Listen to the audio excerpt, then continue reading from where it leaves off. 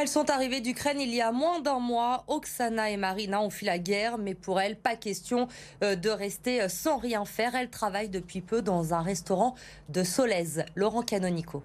Il y a quelques semaines encore, Oksana et Marina fuyaient l'Ukraine, la guerre et les bombes. Depuis leur arrivée à Lyon, ces deux mères de famille ont trouvé refuge dans la cuisine d'une chic guinguette des bords de Rhône.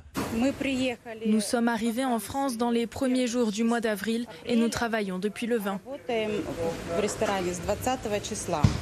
Au-delà de la pénurie de main-d'œuvre dans le secteur de la restauration, le chef n'a pas hésité une seconde à embaucher Oksana et Marina. La première était pâtissière, la seconde aide-cuisinière, deux professionnels qui trouvent peu à peu leur place dans l'équipe. Émotionnellement, c'est un peu compliqué parce que parfois elles reçoivent des messages de leur famille qui font qu'elles sont un peu effondrées et puis elles pensent qu'à ça. Hein.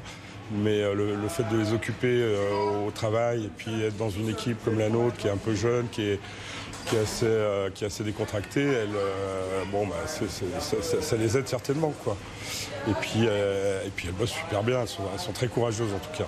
La barrière de la langue comme obstacle principal, mais le langage universel de la cuisine pour se comprendre. Marina espère retrouver rapidement ses proches. Le travail l'aide à supporter l'épreuve.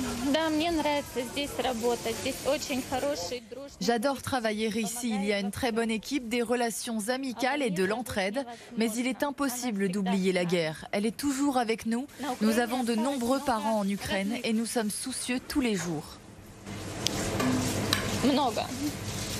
Les contrats de travail d'Oksana et Marina chez Polo s'achèveront fin septembre. Le chef est bien décidé à les prolonger, sauf heureuse nouvelle et retour au pays.